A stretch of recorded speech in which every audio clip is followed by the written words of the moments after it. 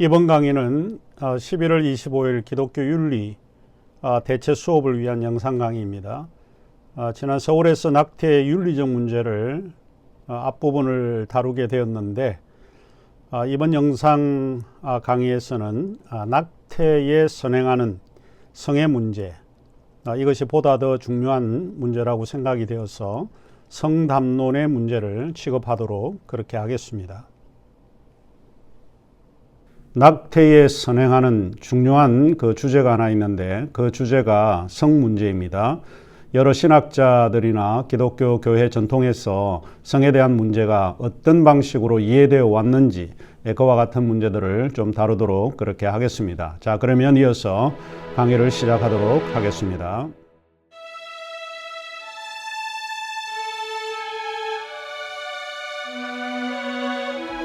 낙태, 이 문제는 대부분 10대와 20대 초반에서 사회적 문제로 나타나고 있다라고 하는 것을 이해하게 되었습니다. 그래서 오늘 우리가 이번 강의에서 중점적으로 살펴보아야 하고, 또 이 문제를 어떻게 이해하고 준비해야 하는지를 우리가 생각해 볼 필요가 있다 보입니다. 그래서 저는 10대와 20대 초반에서 빈번히 일어나는 이 문제는 성에 대한 논의가 가장 선행적이고 우선적이라고 보았고, 그래서 낙태에 선행해야 하는 문제로서 성의 문제를 다루는 것이 윤리적으로 옳다고 보았습니다. 이런 이유에서 저는 낙태에 선행되어야 할 성의 문제를 중점적으로 살펴보고자 합니다. 성에 대한 이 일반적인 이해는 비록 10대와 20대에 일어나는 중요한 문제이긴 하지만, 이것은 남성과 여성 간에도 우리가 고려를 해봐야 될 그런 중요한 문제라고 생각을 합니다. 그리고 한 가지 아쉬운 점이 있다면, 그것은 교회가 이러한 윤리적인 문제에 대해 많은 준비를 하고 있지 못하다라고 하는 느낌을 받고 있습니다. 어릴 때부터 교회를 다니고 있지만 그 교회 안에서 이러한 이야기들을 하고 있지 않은 것은 왜 그럴까? 이것은 오랫동안 우리가 함께 생각을 하고 고민해 본 그런 문제일 거라고 생각을 합니다. 그래서 교회가 지향하는 목표가 서로 달라서 아마 이러한 성에 관한 담론 혹은 성에 대한 이야기를 우리가 노골적으로 하지 않지 않을까 하는 생각입니다. 한국 교회가 가지고 있는 문제는 아마도 대형 교회들을 제외하고 대체로 미자립 교회이다 보니까 교회의 양적 그 부흥에 대한 관심이 가장 중요하고 또 1차적인 목표일 거고, 그리고 대체로 강단에서 들려지는 설교에 치중할 수밖에 없는 그런 거죠. 그러다 보니까 결국 구체적이고 사회적으로 문제가 될 수 있는 낙태나 성에 대한 이런 담론은 이야기가 전해지지 않고 있고, 또 그와 같은 준비할 만한 그 여력이 없지 않을까 하는 생각을 해보게 됩니다. 그렇지만 교회에서도 이러한 윤리적인 문제에 대해 이제는 고민을 조금 해야 될 것 같고, 청년 사역을 하는 사람들에게도 이 문제는 굉장히 중요한 문제이기 때문에 함께 고민을 해야 되지 않을까 하는 생각을 하게 합니다.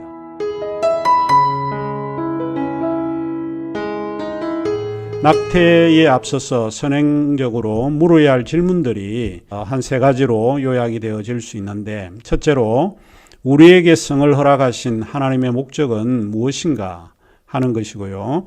둘째로 성에 대한 기독교의 통상적인 생각은 무엇인가. 그리고 세 번째로 성적인 문제에 대한 교회의 역할은 무엇인가. 이런 문제에 대해서 교회는 어떻게 대처해야 하는가 하는 이런 문제이죠. 결국 낙태에 선행하는 문제는 성에 대한 기독교적 입장을 고민하고 생각해 보아야 할 것으로 보입니다. 이런 질문과 연관해서 성에 관한 논의가 필요하다고 보이고, 우리는 이 성에 관한 담론 혹은 논의에서 우리는 세 가지 생각들을 좀 정리해 보는 것이 좋을 것 같습니다.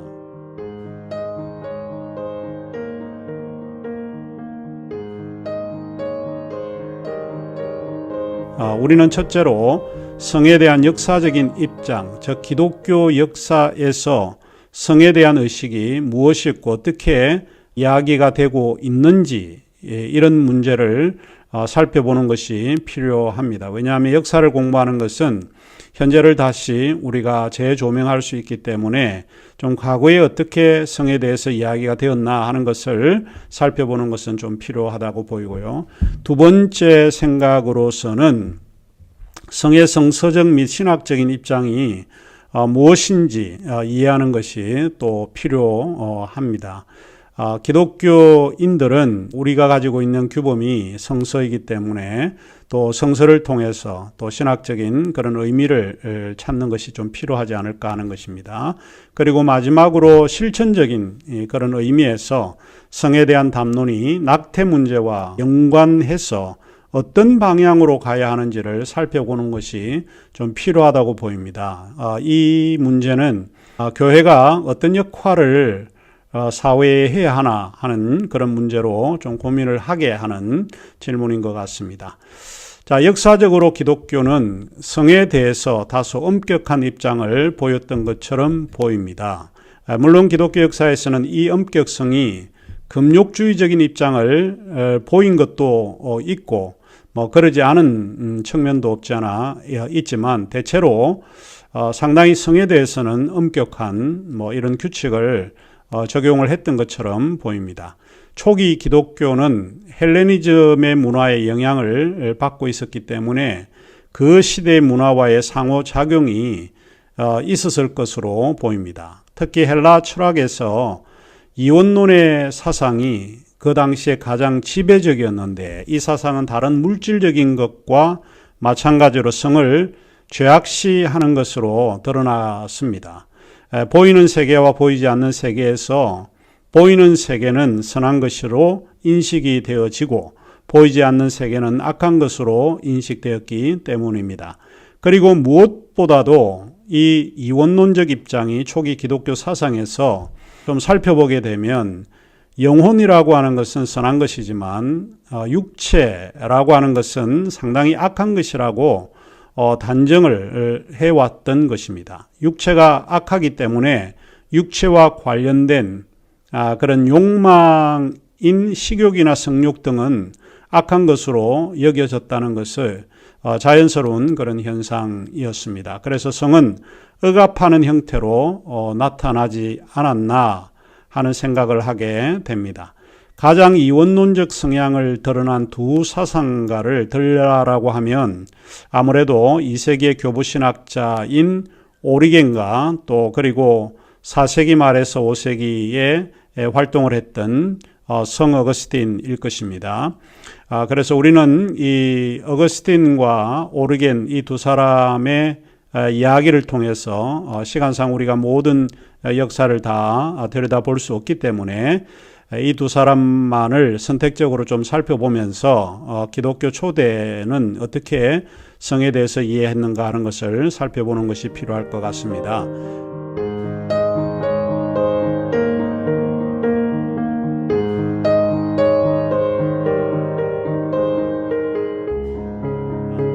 오리겐은 아다만티우스라는 별명을 얻었는데 이 별명은 강철 같은 사람이라고 하는 뜻입니다. 그는 185년 알렉산드리아의 그리스인 부모에게서 태어났고 클레멘트의 영향을 받았던 교부학자입니다. 그는 평생 금욕주의자로 생활한 것으로도 상당히 유명한데 전해 내려오는 이야기 중에 오리겐은 교리 문답을 배우는 여성들과 성경과 교리를 배우는 과정에서 혹시 발생할지도 모를 유혹과 추문을 예방하는 차원에서 자기 스스로 고자가 되었다고 전해지고 있습니다. 이것은 그만큼 성의 엄격성이 요구되었던 시대였다라고 하는 것을 우리가 추론해 볼 수 있고요. 그래서 그는 성의 금욕을 가르친 것으로 보입니다. 그리고 오리겐은 성을 부부간의 성관계를 출산을 위한 수단으로만 이해를 해왔습니다. 이것은 오리겐뿐만 아니고 여러 다른 교부 학자들에게도 나타나는 현상이었습니다. 흥미로운 것은 성관계를 한 침대에서는 기도도 금지되었고, 그리고 성관계를 맺는 날에는 교회에서 행하는 성만찬에도 참여할 수가 없었다고 합니다. 이처럼 독신주의를 선호했던 오리겐은 매우 성에 금욕적인 태도를 보인 것이 사실이고, 이로 인해서 초대 기독교 교회는 성에 대한 생각이 이런 지도자들에 의해 영향을 받았던 것으로 이해되어질 수 있습니다. 다소 성에 대한 이야기가 조금 억압적인 그런 절제적인 그런 것이 가장 중요한 미덕으로 이해되었던 것 같습니다.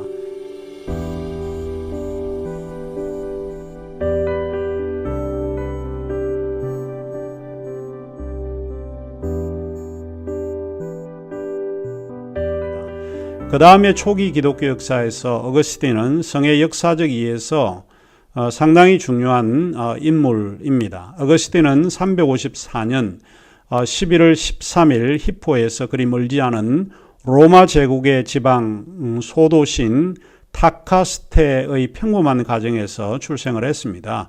어거스틴에 대해서는 신학을 공부하고 있는 여러분들은 매우 잘 알고 있는 그런 인물이기 때문에 구체적으로 이야기를 하지 않아도 될 듯합니다.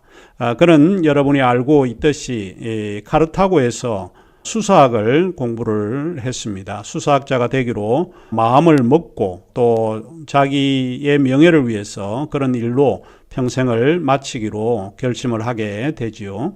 우리가 알고 있듯이 그는 마니교에 입교합니다. 약 9년간이라고 하는, 또 어떤 기록에서는 약 10년이라고 하긴 하는데, 약 9년간이라고 하는 오랜 세월 동안 마니교의 이성적이고 합리적인 그런 체계를 좀 배우고, 또 그러한 배움을 위해서 구도자의 길을 걸어가기도 했습니다. 마니교는 이원론의 사고 체계를 가진 집단이기 때문에 어거스틴은 이 이원론의 생각에서 많이 벗어나고 있지 않다 라고 하는 것을 여러분이 이해할 수 있을 것 같습니다. 어거스틴이 로마에 머무는 동안에 암브로시우스의 설교에 감동을 받게 됩니다. 물론 암브로시우스의 설교를 듣기 위해서 몰래 갔지만은 그것은 당시 암브로시우스가 수사학의 설교로 굉장히 유명하기 때문에 자기가 공부한 내용과 연관해서 교회를 찾은 걸로 우리가 이해하면 될 것 같은데, 그런데 그 암브로시우스의 설교에 감동이 되어서 기독교로 개종하는 역사를 가지게 됩니다. 전에 그는 카르타고에서 유학을 해서 수사학을 배우는 동안에 한 젊은 여성을 만나게 됩니다. 그래서 그 여성과 동거 생활을 시작을 하는데 약 14년간이라고 하는 굉장히 오랜 기간 동안 함께 그 여성과 살게 됩니다. 이때 동거를 시작하게 되었을 때의 어거스틴의 나이가 17살입니다. 어머니의 권유로 그 여인과 이별을 어거스틴은 선택을 합니다. 그 동거로 낳은 아이가 아데오타투스라고 하는 아이입니다. 이 이름이 아주 매력적인 그런 이름이라고 볼 수 있는데, 즉 하나님으로부터 주어진 아이다라고 하는 뜻입니다. 여기에 아데오다투스라고 할 때 아라고 하는 거는 뭐뭐로부터라고 하는 뜻이고, 데오는 데오스라고 하는, 즉 신이라고 하는 뜻입니다. 그리고 다투스 동사 도, 이거는 주다라고 하는 과거로서 주어졌다라고 하는 그런 의미입니다. 그의 아들이 389년에 죽게 되었는데 그때까지 어거스틴과 그 아들은 함께 살았다고 전해지고 있습니다. 성에 대한 어거스틴의 입장은 개종 전과 개종 후가 완전히 다른 그런 입장을 보입니다. 그는 개종 전에는 상당히 개방적이었다라고 하면 개종 후에는 성에 대해 매우 엄격해졌다라고 볼 수 있습니다. 왜 그럴까라고 이제 생각을 해보면 기독교의 그런 세계관, 기독교의 체계가 성에 대해서는 상당히 금욕적이고 억압적인 것이 지배적이지 않았을까, 그 당시에. 뭐 그런 거를 우리가 한번 생각을 해보게 됩니다. 특히 그는 마니교의 이성적인 체계에 의해서 이원론적 성향을 보였습니다. 어거스틴은 성을 악한 것으로 규정을 합니다. 그는 성적 표현인 성적 욕망을 강력한 죄로 규정하기에 이르게 됩니다. 이 성적 욕망은 타락한 본성을 가진 인간이 드러내는 것이라고 여겼습니다. 인간의 의지로 성적 욕망을 제거하기가 상당히 어렵고 오로지 하나님의 은총, 하나님의 도우심이 있어야 이 성적인 욕망을 제거할 수 있다, 이렇게 믿었던 것 같습니다. 이것이 나중에 이 어거스틴과 논쟁에 휩싸이게 되는 펠라기우스에게 전해지고, 펠라기우스가 이 부분에 대해서 상당히 그 역정을 내는 그런 것이죠. 그것이 결국 기독교 교회에서 펠라기우스 논쟁으로 이어지게 되는 부분입니다. 펠라기우스가 405년경에 사실 로마에 이제 도착을 했을 때 그는 어거스틴의 고백론의 문장을 읽고 충격을 받았다고 알려져 있습니다. 어거스틴은 어떻게 표현을 했길래 이와 같은 그 글에 펠라기우스가 화를 냈을까 생각을 해보면 그 문장은 이와 같은 문장입니다.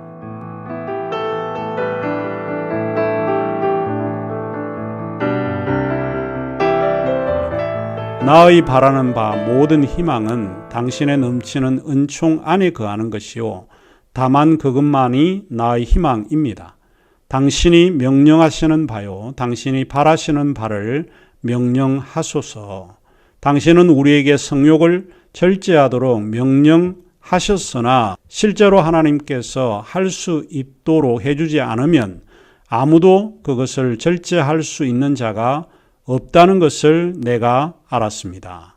이런 것까지도 당신의 은총임을 아는 것이 지혜임을 깨달았습니다. 이 글에 대해서 펠라기우스가 분노한 것은 당연한 이야기죠. 왜냐하면 펠라기우스는 좀 도덕적인 그런 인생을 살아온 사람이고 일반 평신도 수도사였기 때문에 당연히 인간의 의지를 굉장히 중요하게 여겼던 수도사로서 분노할 수밖에 없었겠지요. 왜냐하면 인간의 의지가 절제하기 위해서 필요하지 않냐고 생각했기 때문입니다. 아무튼 어거스틴도 오르겐과 마찬가지고 성을 출산의 수단으로 또 이해해야 한다고 믿었습니다.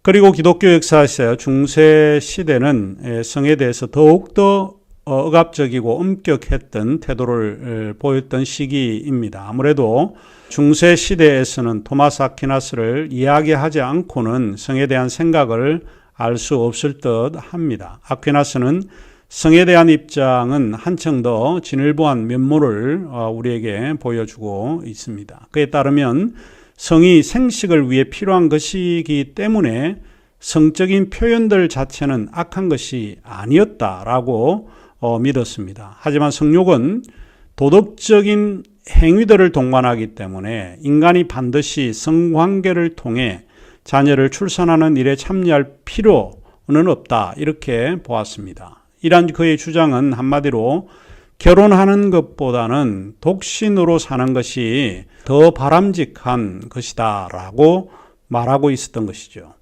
그리고 한 가지 중요한 부분은 남성과 여성의 관계에서 아퀴나스는 남성을 여성보다 우월한 존재로 이해했다라고 보는 것이죠. 결국에는 남성이 도덕에서는 절대적인 기준을 가지고 있다라고 보였습니다. 그래서 여성은 남성에 비해서 하등한 존재로 당시 사회는 받아들였고 기독교 교회도 이러한 것에 함께 동조했던 것으로 보입니다. 중세 시대가 끝나고 종교개혁 시대의 성에 대한 기독교 입장은 그러면 무엇이었을까? 이 내용을 다시 다 언급하기는 어려워도 우리가 알고 있듯이 마틴 루터와 잔 칼빈을 우리가 생각해 볼 수 있는데, 마틴 루터는 독신보다는 결혼을 권장하였던 것으로도 유명합니다. 사람들에게 이야기를 해서 이 수도원에 들어가지 말라고 이야기를 하고 결혼을 하라고 권장을 했던 것으로 유명합니다. 루터는 인간을 영과 혼, 육을 소유한 존재로 좀 이해를 했습니다. 루터는 육체와 영혼이 하나로 결합된 이론론적 존재로 인간을 이해했는데, 여기서 육은 자신의 의지로서 죄악을 따르는 것을 말하고 있고, 영은 하나님을 따르는 의지라고 주장을 합니다. 루터는 정욕이 육 자체가 아닌 육에 의해 나타난 죄된 결과라고 주장을 합니다. 말하자면 성은 그 자체가 악한 것은 아니지만 죄인이 정욕에 이끌려서 결국에는 타락할 수밖에 없다라고 하는 것을 이해했습니다. 그러면 종교개혁 시대에 또 한 사람을 우리가 생각을 해볼 수 있는데, 칼빈입니다. 칼빈이 생각한 성에 대한 입장은 그러면 무엇이었을까? 아무래도 우리는 이 성에 대한 그의 견해를 살펴보려고 하면 그의 유명한 작품인 기독교 강요를 우리가 살펴보는 것이 필요할 것 같습니다.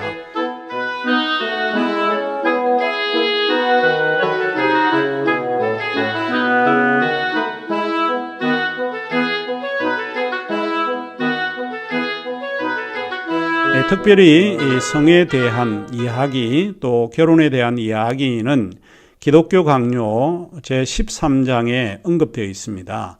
맹세라고 하는 주제 아래에 보면 21번에 해당이 되는데, 21번에서 수도원 맹세를 파기하는 문제라고 하는 주제를 그가 언급을 하면서 다음과 같이 기록한 것을 살펴보게 되면 그 시대의 성에 대한 그의 입장이 무엇이었는지 우리가 이해할 수 있을 것 같습니다.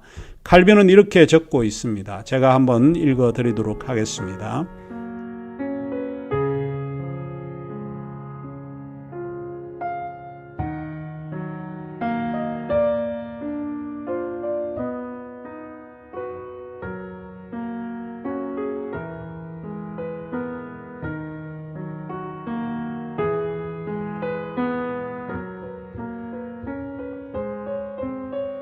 하나님께서는 사람의 영혼이 구원을 얻기를 원하시며 멸망하는 것을 원하지 않는데도 불구하고 지킬 수 없는 맹세가 반드시 그 영혼을 멸망에 빠뜨린다면 사람은 그 맹세에 계속 머물러 있어서는 안 된다는 결론이 나온다. 절제의 특별한 은사를 받지 못한 사람들은 절제의 맹세를 도저히 지킬 수 없다는 것을 우리는 이미 설명했다. 내가 말하지 않더라도 우리의 경험이 말하고 있다. 모든 수도원에 불결한 일이 가득하다는 것을 세상이 다 안다. 불결의 악은 억압하고 제한하더라도 마음속에 여전히 남아있기 때문이다. 결혼이 필요하다는 경고를 받고 그 대책으로 주께서 결혼을 허락하심에도 불구하고 결혼을 멸시하고 또 결혼을 멸시하겠다는 맹세로 자기를 올가맨다는 것은 완고하다고 부를 수밖에 없지 않는가? 이 문구는 수도원 생활에서 성의 문란을 칼빈이 언급한 부분입니다. 결혼을 하면 되는데 결혼하지 않겠다고 맹세를 하고 수도원으로 들어가는 일이 비일비재했다라고 보는 것입니다. 독신의 은사를 받지 않았음에도 불구하고 들어가서 처음에는 속이고 맹세하고 들어갔다가 그 안에서 정말 모든 사람들이 다 알고 있는 나쁜 일을 저지르고 있다. 그래서 결혼하지 않겠다고 맹세하고는 불결한 악을 저지르겠다고 칼빈은 당시에 수도원을 비판했던 것입니다. 그리고 칼빈은 그 다음 장 기독교 강요 14장에서 성례라고 하는 소위 세크리멘트 사크라멘툼이라고 하는 라틴어로 표현할 수 있는 그 성례라는 장에서 성과 결혼에 관해서 이야기를 하고 있습니다. 성례란 우리에 대한 하나님의 은혜의 외형적인 징표를 확인하는 증거입니다. 흥미로운 그 문구 하나가 우리가 눈여겨볼 수 있는 것이 있는데, 성교는 성례이다 라고 하는 표현을 칼빈은 사용하고 있습니다. 그래서 coitus sacramentum est 라고 하는 아주 단순한 문장 표현인데, 이 라틴어 문장에서 보면 이 코이투스라고 하는 이 말, 코이투스 사크라멘트 에스터라고 되어 있는 이 문장에서 이 코이투스는 성교로 번역을 하고 있지만 사실 성교의 그 이상의 의미가 들어가 있습니다. 그것이 무엇인가 하면 소위 코이투스는 meeting together라고 하는 뜻이 있습니다. 만남 이라고 하는 것을 가리키는 단어입니다. 그러니까 남자와 여자가 만남을 그는 성교로 이해를 하고 있고 그 성교가 악한 것이 아니고 성스러운 의례적인 그런 행위, 즉 성례다라고 이제 주장을 합니다. 성교도 성례로 보았던 것과 마찬가지로 칼빈은 결혼도 일종의 성례로 이해하고 있습니다. 남녀의 결혼은 성례라고 하는 것입니다. 사크라멘툼, 성스러운 것이다 라고 이야기를 합니다. 이런 맥락에서 성은 나쁘거나 악하지 않다고 보았습니다. 사실 성에 대한 언급에서 대부분 기독교 교회가 가지고 있는 것은 좀 부정적인 그런 측면, 긍정적인 측면이 아니고 부정적인 측면이 조금 강했는데 칼빈은 조금 다르게 이해를 했다라고 보입니다. 대신에 성의 타락으로 생겨난 인간의 정욕은 하나님의 절대 주권을 통해서 그리고 하나님의 은혜를 통해서 제어되어야 하고 또 결혼 통해서 일부 일처제죠. 결혼을 통해서 정욕의 문제가 해결될 수 있다라고 보았습니다.